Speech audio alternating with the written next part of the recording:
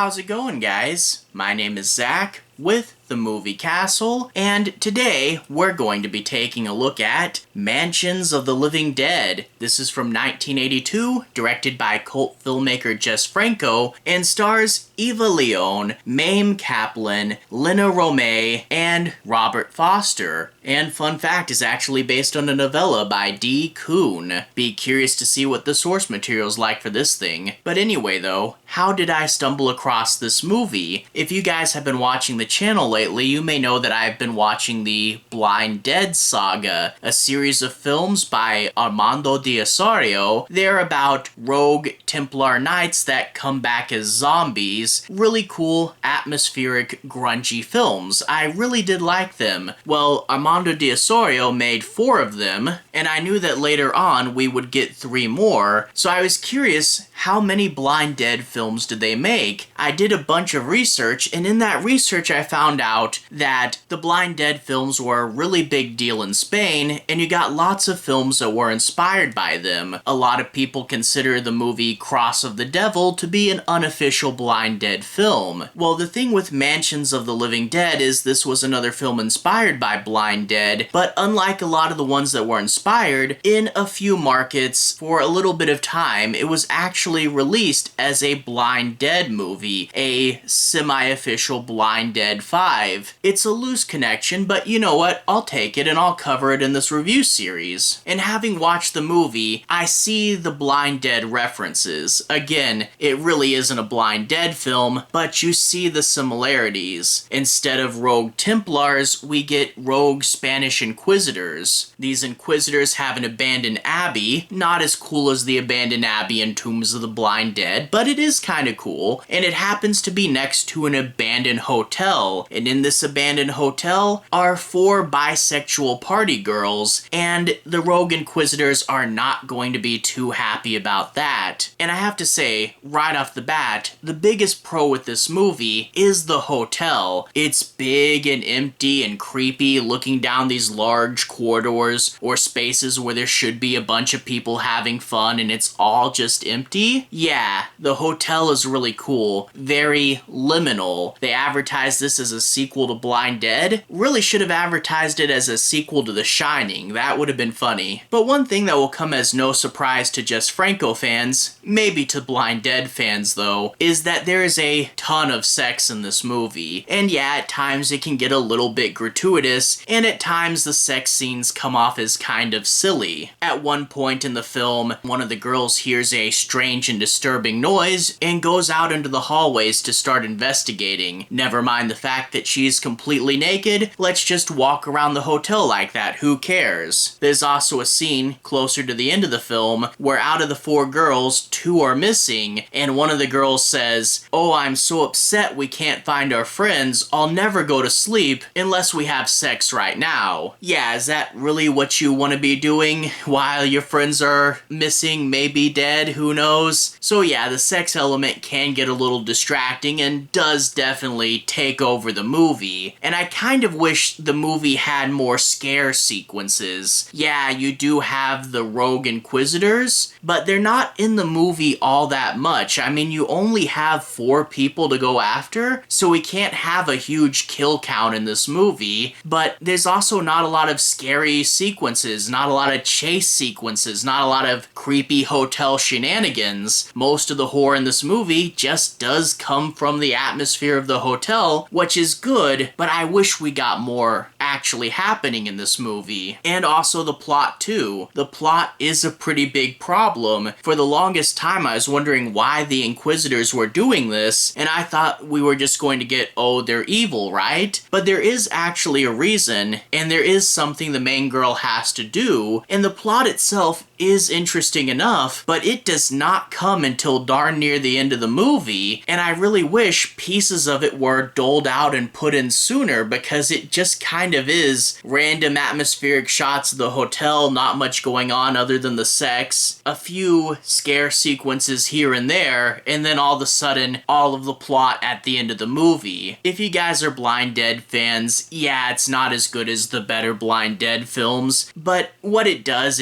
well enough. I like the creepy hotel, and the girls all do have pretty good energetic personalities, but yeah, it's a little bit messy. If you know what to expect from a Jess Franco film, this is probably one of his better films, not one of his great films, but for what it is, it's fun enough, and I can recommend that if you know what you're getting yourself into. All that being said though, I do want to talk a little bit about the plot. I'm not going to do any major spoilers, I'll be avoiding the end bits, but I do want to break down and analyze a few things and talk a bit about the movie, so without further ado, let's go ahead and take a deeper dive. We open up with 4 girls in a car going on vacation.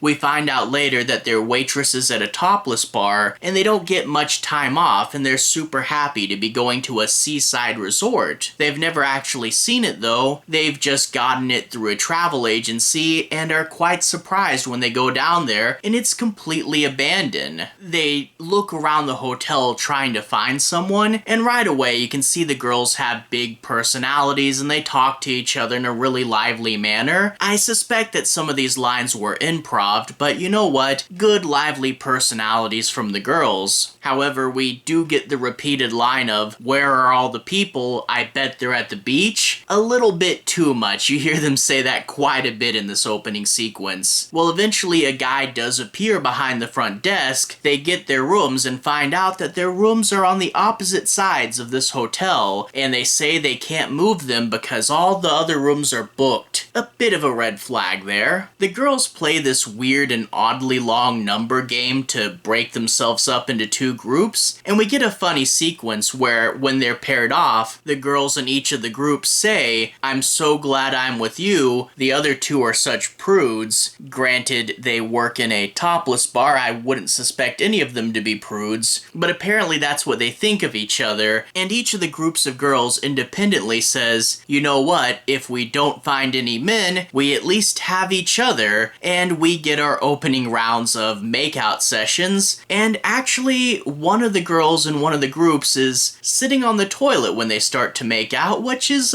it's a choice there. Eventually they reunite and go to the beach, and of course no one's around, so they're going to sunbathe topless because that's the kind of movie this is, and someone throws a knife from one of the balconies and it lands right between the girls, which yeah, that's kind of like a Scooby-Doo-esque murder plot. Like you just see this hand on a balcony throwing a knife and it just lands right by them. Kind of a goofy opening scare, but we as an audience know something's up, even if the girls find a way to dismiss it. And after that, between sex scenes, we do get scenes that detail what's going on in the hotel. There are only 2 people at this hotel, it seems. The main guy will randomly make out with one of the girls and will get cued into his secret that he has his wife chained up in their room hidden somewhere in the hotel. And then you also get a gardener who they immediately find suspicious. He's a little bit too cheery and there's something off about him. But things really do heat up when one of the girls realizes there's an abandoned abbey next door, and when she goes inside of it, finds that it's not completely empty, but has a group of Spanish inquisitors inside of it. Most of them have skull masks on, and I'm not sure if we're supposed to think they're masked or if we're supposed to think that's their real face, because they're definitely masked. But I say most of them because there are 2 special ones. The leader is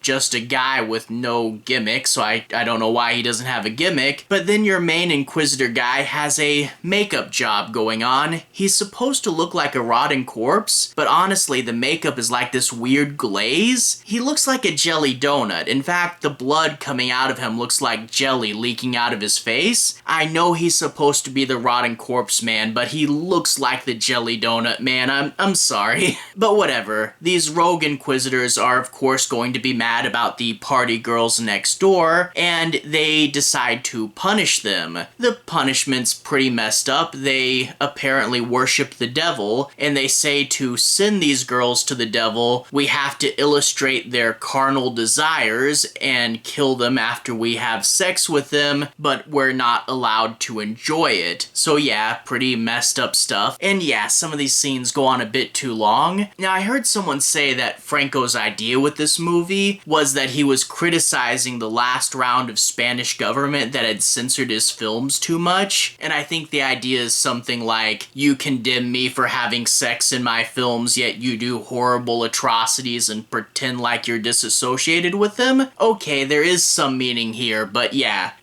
beware a few long and gratuitous scenes. But eventually we do figure out what's going on, and that was my big thing, is I thought they were just evil inquisitors, and I thought that's what all there was to them, and I thought we weren't gonna get really any explanation, because again, so much of this movie is just sex, liminal shots of the hotel, and then very rarely something scary actually happening, and I thought it was just gonna play out that way until all the girls were gone. But there is actually a plot to this movie. There is actually a reason why the Templars are doing this, and towards the end of the movie I'm like, oh wow, there is actually a little bit of plot here. And the story itself was interesting enough. I won't say what it is because it's so late in the film that it's pretty much all spoilers, but I will say it's interesting enough, but it's so sad that it's all bottlenecked at the end there. There's one thing that's revealed with the main girl, and when you hear it, you're like, that's really strange that that didn't come up any sooner. But whatever, I guess we just have to say it is what it is. Overall, this is a film that I wish was constructed better, especially coming at things from a horror fan's perspective. I wish it was scarier, and I do wish that plot was better woven into the whole story. The movie does kind of meander, it does have a mood behind it, and it does stay within that mood. And yeah, I love the setting for this movie, and the characters were really fun and really did pop, but yeah, not the best pacing here. Overall, it is what it is. If you know Jess Franco, you know what to expect. Not his best film, but it's fun enough, and I did like enough of it. Fun, but